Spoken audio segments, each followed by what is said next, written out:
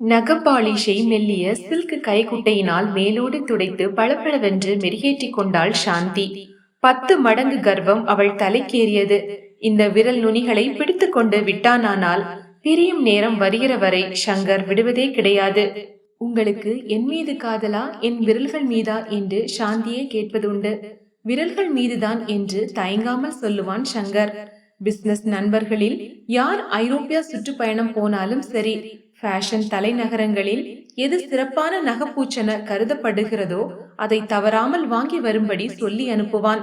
அப்படி உலகத்தின் பல மூலைகளிலிருந்து வந்திருந்த தட்டையும் வட்டமுமான, வளைவும் நெளிவும் பச்சையும் சிவப்புமான பற்பல நகைப்பூச்சு குப்பிகளை வைப்பதற்கென்றே தனி ஸ்டீல் செட்டு வாங்கும்படி நேர்ந்தது சாந்திக்கு.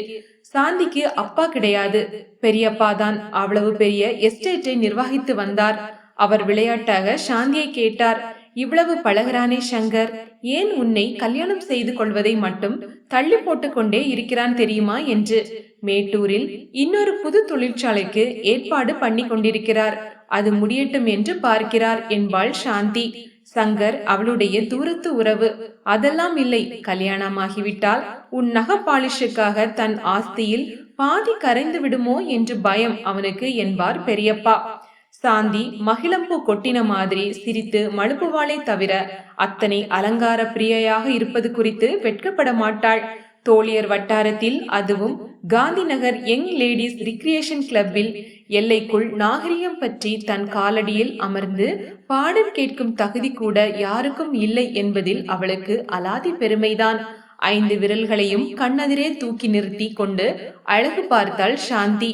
சொர்ண விக்கிரகம் போன்று தலைச்சான் பிள்ளையை தூக்கி பார்த்து ஆனந்தப்படும் தாயின் பெருமிதம் அவள் நெஞ்சில் விம்மிதம் தந்தது. டிரெஸ்ஸிங் டேபிளில் கீழிருந்த காஷ்மீர ஸ்லிப்பர்களை வலது கால் பெருவிரலினால் நாசுக்காக வெளியே இழுத்து மாட்டிக்கொண்டாள். வேலைக்காரி அவற்றை சரியாக துடைத்து வைக்கவில்லை என்ற கோபம் சிறிது முகத்தில் வெளிப்பட படிப்படியாக எண்ணி கீழே இறங்கிய போது கோபத்திற்கு காரணமான மீனாம்பாள் தன் சொருகு கொண்டையை சொரிந்த வண்ணம், நாளைக்கு நானும் என் புருஷனும் வெளியூருக்கு போறோம் அம்மா என்று ஆரம்பித்தாள். ஏன், மெட்ராஸ் சிட்டியிலே இல்லாத புதுமை வெளியூர்ல என்னடி அம்மா வந்திருக்கிறது என்று சாந்தி வெடித்தாள். அவரு என் புருஷன் கிராமத்துல ஏதோ சங்க ஆரம்பிச்சு நடத்திட்டு இருந்தவங்க அம்மா, நாளைக்கு அங்க என்னவோ விழாவாம். சரிதான், பெரிய சோசியல் ஒர்க்கர் நீங்களெல்லாம், விழாவாச்சும் கிளாவாச்சும் வீட்லே கிட என்று கட்டளை போட்டுவிட்டு வெளியே வந்தாள். என்ன இது, காரை காணோமே, சங்கர் இன்னும் வரவில்லையா? மணிக்கட்டை திருப்பி தங்க செயினில் கோர்த்த மோதிர அளவு கடிகாரத்தை நோக்கினாள் சாந்தி. மணி 6:15. வார்த்தை தவறிவிட்டார். கேட்டால் அகமதாபாத்திலிருந்து ஒரு ஆசாமி வந்து அமுக்கிவிட்டான் என்று அழைக்கப் போகிறார். வெறுப்புடன் சாந்தி உள்ளே திரும்பி வந்த சமயம் தோட்டத்தில் நீந்தி கொண்டு வந்த கார் ஜம்மென்று குலுக்கலுடன் அவள் எதிரில் நின்றது. சாரி சாந்தி, ஏறிக்கொள் என்றபடி காரின் கதவை திறந்து விட்டான் சங்கர். உதட்டை ஒரு சுளிப்பு சுளித்து தனது சினத்தை வெளிப்படுத்திய பின்னர் சாந்தி ஏறி அமர்ந்து கொண்டு சற்று அதிகப்படி ஓசை உடனேயே கதவை படக்கென்று சாத்தி கொண்டாள். சங்கரின் சுறுசுறுப்பான முகத்தில் அலைச்சலின் களைப்பும் தெரிந்ததை அவள் கவனித்தாள். சிறிது கோபம் தணிந்தவளாக, எங்கெல்லாமோ சுற்றிவிட்டு வருகிறீர்கள் போலிருக்கிறது என்று குற்றம் சாட்டுகிற சாக்கில் விஷயத்தை தெரிந்து கொள்ள முயன்றாள். ஆமாம், நாளைக்கு சர்வோதயா தினமல்லையா? அதாவது, ஓ, காந்திஜி இறந்த தினத்தை சொல்கிறீர்களா? ஆமாம், எங்கள் அசோசியேஷனில் பிரார்த்தனை, பொதுக்கூட்டம், அது இது என்று ஏற்பாடு பண்ணியிருக்கிறார்கள். முக்கியமாக சில பொறுப்புகள் எனக்கு. அடிச்சக்கை. ஆச்சரியத்துடன் முழுதாக அவன் பக்கம் திரும்பினாள் சாந்தி. எத்தனை நாளாக இந்த கூத்தெல்லாம்? காரின் வேகத்தோடு தன் குரலையும் நிதானப்படுத்தி கொண்டான் சங்கர். இருக்க வேண்டியதானே சாந்தி, இதுவும் கொஞ்சம் கொஞ்சம். வருஷம் 355 நாளும் பணம், சம்பாத்தியம், பிசினஸ், ஆட்டை தூக்கி மாட்டில் போடுவது, ஆளை கவிழ்ப்பது, இதிலேதான் போகிறது. அதை முழுக்க முழுக்க விடுவதற்கில்லை. பிழைப்பு, வாழ்க்கையை திருப்பிக் கொள்வோமே, அப்போது கிடைக்கிற மன அமைதியில் மற்ற நாட்களை ஓட்டலாம். ஓகே ஓகே, வேதாந்தம் பலமா இருக்கிறதே என்று சாந்தி சிரித்தாள். வேதாந்தமாவது தத்துவமாவது இதோ பார் என்று தன் பக்கத்தில் இருந்த சிறிய பார்சலை காட்டினான் சங்கர். கதர் டிரெஸ் எதுவுமே கிடையாது என்று நினைவு வந்தது. ரெடிமேடில் வாங்கி வந்தேன். உன் உடம்புக்கு ஏற்றதாக அவ்வளவு அருமையான புடவை. போதுமே கன்றாவி என்று சாந்தி முகத்தை சுளிக்கவே சங்கர் மேலே தன் பேச்சை தொடரவில்லை. அவன் பேச்சை மாற்றினான். உனக்காக ஒரு ஸ்பெஷல் நெயில் பாலிஷ் ஒரு சிநேகிதர் மூலம் வரவழைத்திருக்கிறேன் பார். பாரிஸிலிருந்து அசந்து போய்விடுவாய். என்ன கலர், அதோடு என்ன இனிமையான மனமும் சேர்த்திருக்கிறான் தெரியுமா? ஆவலின் பெயர் சாந்தி ஆயிற்றே. நிஜமாகவா? எங்க எடுங்கள். மெரினாவின் கார் பாதையில் வாகனத்தை திருப்பும் வரை மௌனமாயிருந்த சங்கர், ஒரு அவுன்ஸ் கூட இருக்காது. அத்தனை சின்னஞ்சிறு பாட்டில். விலை எவ்வளவு இருக்கும் சொல் பார்க்கலாம். பாரிஸிலிருந்து வாங்கி வந்ததா? அரை வெளியை மூடி யோசனை செய்தால் சாந்தி.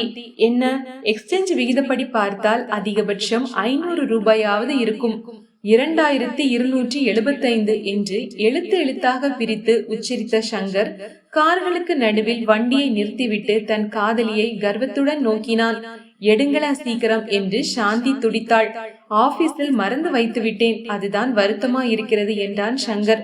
பரவாயில்லை, நாளை சாயங்காலம் கொண்டு வருகிறேனே. மறந்து விடாதீர்கள், கூட்டம் பேச்சு என்று என்னென்னவோ வேற வைத்துக் கொண்டிருக்கிறீர்களே என்றாள் சாந்தி கவலையுடன். பூகம்பமே ஆனாலும் என் சாந்தியை மறந்து விடுவேனா என்றவன் சந்தன சோப்பு கட்டி போன்ற சாந்தியின் மேவாயை தொட்டு நிமிர்த்தினான். ஒரு பந்தயம் வைத்து பிறகு அதை கொடுக்கலாமா என்று இப்போது தோன்றுகிறது என்றான். பந்தயமா? என்ன பந்தயம்? சாந்தி திகைத்தாள். டே பையா, ஐஸ்கிரீம் என்று காருக்குள் இருந்தவாறே கையை தட்டி அழைத்தான் சங்கர். பிறகு சாந்தியிடம் திரும்பி, சொல்ல பயமா இருக்கிறது. ஒன்றுமில்லை, நாளை சாயந்திரத்துக்குள் 3 சிட்டம் நூல் ராட்டையில் 100 காட்டு பார்க்கலாம் என்றான். ஓகே என்று கழுத்தை வெட்டினாள் சாந்தி அலட்சியமாக. உங்களுக்கு நடுநடுவே வருகிறதே ஒரு பைத்தியம், அதிலே என்னையும் மாட்ட இப்படி ஒரு சூழ்ச்சியா? சாந்தி, பந்தயம் சும்மாதான், உனக்கும் தான் ஒரு பயிற்சி வரட்டுமே. வேண்டாம் வேண்டாம், அதைவிட புத்திசலித்தனமான வேறு 1000 பயிற்சி இருக்கிறது. அதையெல்லாம் கற்றுக்கொண்ட பிறகு உங்களிடம் வருகிறேன் என்று சாந்தி கடுக்கடுப்பான பதில் சொல்லுகையில் ஐஸ்கிரீம் வண்டி வந்து விடவே, சாக்லேட் கிரீம் தானே சாந்தி, 2 எடப்பா என்றான் சங்கர். காரின் இந்த பக்கம் ஒரு பிச்சைக்கார பெண் வந்து நின்று அம்மா மகாலட்சுமி தாயே என்று பல்லவி பாடினாள். வெறுப்புடன் தன் வெல்வெட் கைப்பையை திறந்தாள் சாந்தி. வர வர மெரினா கூட சுத்த நியூசன்ஸ் ஆகிவிட்டது. ஹிந்து லெட்டர்ஸ் டு தி எடிட்டருக்கு ஒரு கார்டு எழுதி போட போறேன். ஒரு 50 பைசா நாணயத்தை தூக்கி எறிவதற்காக சாந்தி திரும்பிய போது சரையலென பின்னடைந்தாள். ஒரு வினாடி பிரமித்து பேச்சற்று அசைவற்றிருந்தாள். பின்னர் வீசி எறியவிருந்த நாணயத்தை பயபக்தியுடன் வெல்ல அந்த ஏழை பெண்ணிடம் கொடுத்தாள். பாதி ஐஸ்கிரீம் கரைந்து விட்டது. பிடி என்று நீட்டிய சங்கர் அவள் முகத்தோற்றத்தில் காணப்பட்ட மாறுதலினால் அதிர்ச்சி அடைந்தவனாக, என்ன சாந்தி, நான் என்ன அப்படி தப்பாக பேசிவிட்டேன்? சும்மா ஒரு விளையாட்டு பந்தயம் தானே என்று சமாதானம் செய்ய முயன்றான். அதெல்லாம் ஒன்றுமில்லை, வேற என்று கூறிய சாந்தி ஐஸ்கிரீமை வாங்கி சுவைக்கலானாள். ஆனால் நீண்டு பறந்து கிடக்கும் நீலக்கடலை சுவைக்கவில்லை. காதலினின் அண்மையுள்ள தனிமையின் இன்பத்தை சுவைக்கவில்லை. குழந்தையின் ஸ்பரிசம் போல உடலை புலகம் கொள்ள செய்யும் காற்றை சுவாசிக்கவில்லை. அவள் கண்கள் எங்கோ யோசனையில் சொக்கியிருந்தன. அவளுடைய அமைதியை குலைத்துவிட்ட குற்றம் சங்கரின் உள்ளத்தில் குறுகுறுத்தது. சிலுசிலுவென்று காற்று வீசுகிறதே, போகலாமா என்றான் ஏமாற்றத்துடன். ஆமாம் என்று பதிலளித்த சாந்தி தலை குனிந்து தன் கைகளையும் விரல்களின் செக்கச்சவையில் என்ற நகப்பூச்சையும் பார்த்தவாறே இருந்தாள். கார் மவுண்ட் ரோடு வழியே நீந்தி கொண்டிருந்த போது திடீரென சர்க்கா எங்கே கிடைக்கும், அங்கே நிறுத்துங்கள் கொஞ்சம் என்றாள். சாந்தி, என் மீதுள்ள கோபத்துக்காக எதுவும் செய்ய வேண்டாம் என்று சங்கர் மன்றாடினான். நீங்கள் ஒன்று எனக்கே ஆசையா இருக்கிறது என்று சிரித்தவாறு சாந்தி சொன்ன போதிலும் அவன் சற்றும் தயங்கியவாறேதான் கடையின் வாசலில் நிறுத்தினான் காரை. விற்பனை பகுதியில் இருந்த பெண் சாந்தி புதிதாக நூற்க கற்பவள் என்று அறிந்ததும் சுலபமாக வேலை செய்யும் பலவிதமான சர்க்காக்களை எடுத்துக்காட்டி விளக்கினாள். ஆனால் சாந்தி பழைய மாடல் ராட்டினம் ஒன்றையே தேர்ந்தெடுத்தாள்.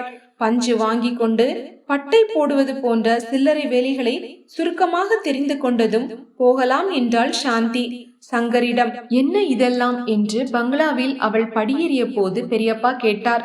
ராட்டையும் மற்ற கருவிகளையும் பார்த்து, ரொம்ப வருத்தி கொள்ளாதே சாந்தி, உனக்காகவே இஷ்டமானால் முடிந்த வரையில் மட்டும் செய், போதும். பந்தய கிந்தயமெல்லாம் கடற்கரையிலேயே காற்றிலே விட்டுவிட்டேன் என்றான் சங்கர். இருவருக்கும் புன்னகையின் மூலமே பதிலளித்துவிட்டு உள்ளே சென்று விட்டாள் சாந்தி. மறுநாள் காலை சங்கர் வழக்கம் போல பங்களாவுக்குள் நுழைந்த போது ஓடி வந்து வரவேற்பு கொடுக்கும் சாந்தியை காணவில்லை. குறுக்கும் நெடுக்குமாக உலாவிக் கொண்டிருந்த பெரியப்பா அவனை கொஞ்சம் கோபமாகவே பார்த்தார். ஏதோ கண்டிக்கிற பாவனையில் விழாவில் கலந்து கொண்டு அதற்கேற்ப ஜிப்பா வேட்டி கோலத்தில் வந்ததை கண்டதால் வேறே அவருக்கு கோபம் வந்தது போலும்.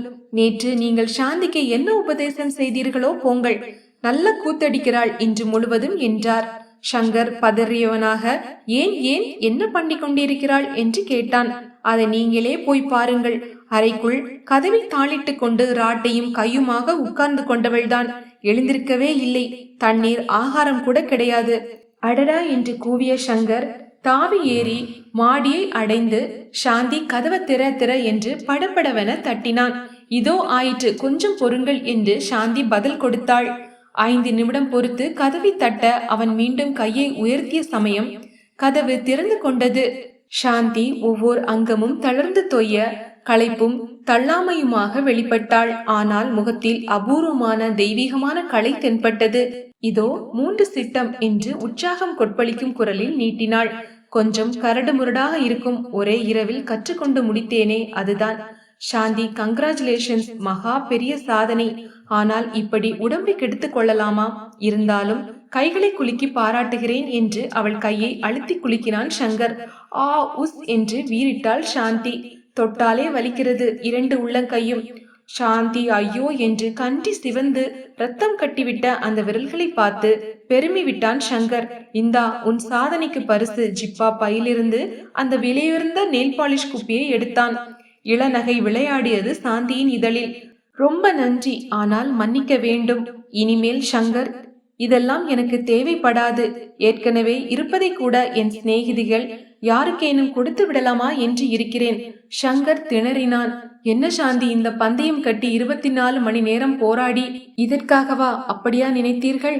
சாந்தியின் பிறை நெற்றியில் சிந்தனை வளையங்கள் நெளிந்தன. இல்லை சங்கர், விதவிதமான நகைப்பூச்சுக்காக ஆண்டவன் விரல்களை கொடுக்கவில்லை என்ற உண்மை திடீரென நேற்று எனக்கு தெரிய வந்தது. உழைக்கவும் பிறருக்கு உதவவும் விரலை பயன்படுத்தலாம் இல்லையா? எத்தனை பேருக்கு இனிமேல் நான் நூற்க சொல்லி தரலாம். சொல்லி தந்து ஒரு பிழைக்கும் வழியை எத்தனை அபலை பெண்களுக்கு காட்டலாம் இல்லையா சங்கர்?